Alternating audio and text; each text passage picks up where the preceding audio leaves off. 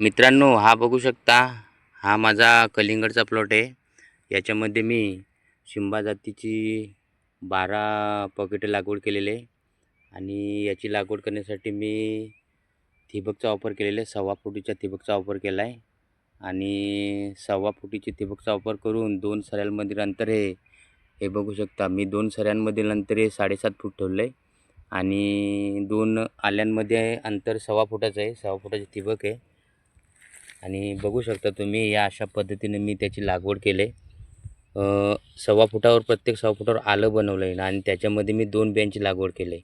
एक या साईडला लागवड केली, एक त्या साईडला लागवड केली आहे. या व्हिडिओमध्ये मी तुम्हाला कलिंगड बियाण्याची 100% उगवण कशी घ्यायची याची माहिती देणार आहे. आणि तुम्ही जर चॅनलवर नवीन असाल तर माझ्या चॅनलवर सबस्क्राईब करा, माझ्या व्हिडिओला लाईक करा आणि माझ्या व्हिडिओला शेअर करा. माझ्या चॅनलवर अशीच चांगल्या पद्धतीची माहिती येत असते. तुम्ही पूर्ण बघू शकता, माझ्या प्लॉटमध्ये सर्व उगवण ही एक समान झालेले आहे आणि कलिंगड बियाण्याची उगवणी एक समान झाली पाहिजे. भाजीपाला पिकामध्ये उगवण मागे पुढे झाली तर ती चालते, परंतु आपल्या कलिंगड पिकात तसं चालत नाही. 2-4 दिवसाचा फरक असला तर चालतो, कारण कलिंगड पिकाची हार्वेस्टिंग ही एकच दिवशी होते आणि त्याच्यामुळं तुम्ही त्याची उगवण 100% कशी घेऊ शकता त्याची माहिती देतो. तर तुम्ही बघू शकता, हा माझा कलिंगडचा आहे. ह्याच्यामध्ये मी उगवण घेण्यासाठी हे आलं बनवलं आहे. प्रत्येक 1.25 फुटावर आलं बनवलं आहे. त्याच्यामध्ये शेणखत टाकलं आहे आणि शेणखतामध्ये भेसळ डोस वगैरे ते काय आहे ते मी टाकले त्याच्यामध्ये. आणि 2 बियांची लागवड केली. बघा, या साईडला एक लागवड केलं आहे आणि त्या साईडला लागवड केलं आहे आणि उगवण तुम्ही बघू शकता, सर्व रोपं एक समान आहेत. कुठलाही कमजोर नाही किंवा कुठलाही मागे पुढे काय झालेले नाहीत. प्रत्येकाला 3-3 पानं आलेले आहेत. तर तुम्हीसुद्धा अशीच उगवण घ्या कलिंगडची, तरच आपल्याला प्रॉफिट होतं आहे. उगवण करण्यासाठी बघू शकता तुम्ही, ते माहिती देतो ते व्यवस्थित आहे का. बघा, तुम्ही लागवड करण्यासाठी आलं बनवा, त्याच्यामध्ये शेणखत टाका. शेणखत टाकल्यानंतर तुम्ही भेसळ डोस टाकून ते शेणखत चांगलं मिक्स करून घ्या. ते चांगलं मिक्स करून घेतल्यानंतर तुम्ही त्याच्यामध्ये 2 बियांची लागवड करायची. एक त्या साईडला. जास्त लागवड नका करू, जास्त बियांची लागवड करू नका, कारण आपण मार्केटमधून महागात महाग बियाणं घेऊन येतो. 1500-1600 रुपये 1000 बियांची किंमत आहे आणि जर आपण जास्त लावलं तर आपल्याला दुप्पट पाकिटं लागतील आणि त्याच्यापासून आपलं नुकसान होईल. म्हणून तुम्ही 2च बियांची लागवड करा. आता मी या साईडला एक लावले, एक त्या साईडला लावले.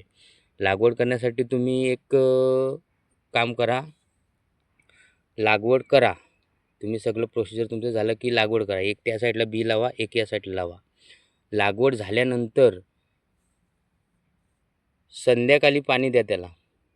संध्याकाळी पाणी एवढं द्या की त्याच्यामध्ये पाणी हे तुमची जमीन पूर्ण भिजली पाहिजे आणि भिजून बियांना पाणी व्यवस्थित लागलं याचं निरीक्षण करा. हे निरीक्षण केल्यानंतर तुम्ही पाणी बंद करा. बंद केल्यानंतर तुम्ही त्या ठिकाणी ज्या दिवशी पाणी दिलं त्याच्या दुसऱ्या दिवशी पाणी तिथं देऊ नका. पाणी न दिल्याने तिथं काय होईल, बियाण्याची उगवण ही बघा 18 डिग्री सेल्सिअस तापमान, त्याच्या पुढंच तापमान पाहिजे जमिनीमध्ये आणि तेव्हा त्याची उगवण होते. आता ती मेंटेन करायला तुम्हाला लागेल, तेव्हा त्याची उगवण होईल. तुम्ही जेव्हा आज लागवड केली आणि संध्याकाळी पाणी दिलं, पाणी दिल्यानंतर तुम्ही दुसऱ्या दिवशी त्याच्या आणि त्याच्या दुसऱ्या दिवशी पाणी नाही द्यायचं. ते पाणी न दिल्यामुळं काय होईल की जेव्हा आपण पहिली बार पाणी देतो तेव्हा तिथं जमिनीमध्ये उष्णता निर्माण होते. जमिनीमधून जी हीट आहे, गरमी आहे, ती बाहेर निघत असते आणि याच्यामुळं आपल्या बियांना गरमी लागून त्या गरमीच्या जोरावर बियाणं निघतं आहे, हे लक्षात ठेवा.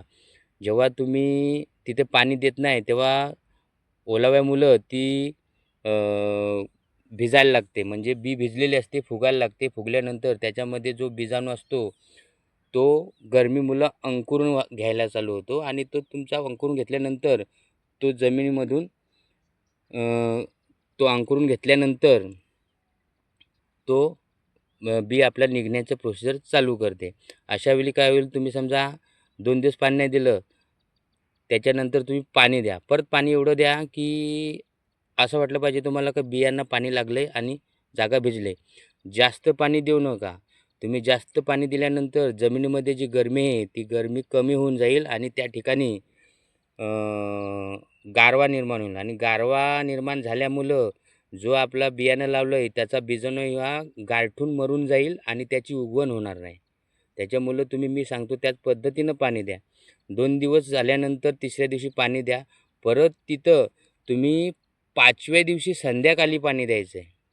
5व्या दिवशी संध्याकाळीच का त्याचं कारण सांगतो तुम्हाला. कलिंगड किंवा पातळ सालाचं जे बियाणं असते ते 6व्या ते 7व्या दिवशी निघायला चालू होते. जसं पाणी कमी जास्त बियाणं कुठं लागतंय त्याच्यामुळं कुठली 5व्या दिवशी, कुठली 6व्या दिवशी, कुठली 7व्या दिवशी, कुठली 8व्या दिवशी अशा पद्धतीने बियाणं निघतंय. आता ते तशा पद्धतीने निघण्यासाठी तुम्ही 5व्या दिवशी संध्याकाळी पाणी द्या. ते पाणी दिल्यानंतर तुमचा काय फायदा होईल बघा. हे जे कलिंगडचं जे बी आहे ना, ते जेव्हा बाहेर निघायला चालू होते ना, तर याच्यामध्ये ताकद नसते. ते छोटं रोपं असते त्याच्यामुळे ताकद नसते. जेव्हा तुम्ही पाणी दिल्यानंतर ही जागा ओली होईल आणि ओली झाल्यामुळं सुक्या जागेला हे जमीन फाडून यायला त्रास होतो त्याला. कुठलं बियाणं काय निघू शकत नाही. समजा त्याच्यावर ढेप राहिलं तर ते निघू शकत नाही. सुकं ढेप झालं आणि ते त्याच्यावर राहिलं तर ते निघू शकत नाही. म्हणून तुम्ही जागा भिजवली की त्या ठिकाणी ओलावा तयार होईल. ओल्यावामधून हे बी आहे, हे ओलावा जमीन फाडून बाहेर निघेल तुमचं.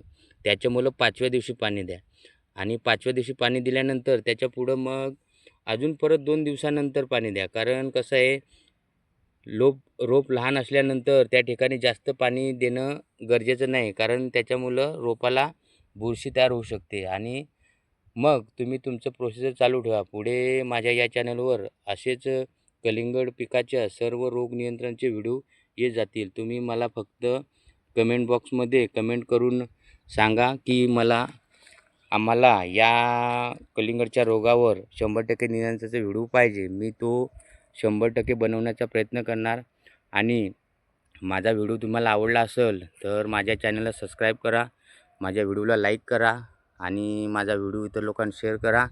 धन्यवाद. भेटू पुढच्या व्हिडिओमध्ये अशीच चांगली माहिती घेऊन.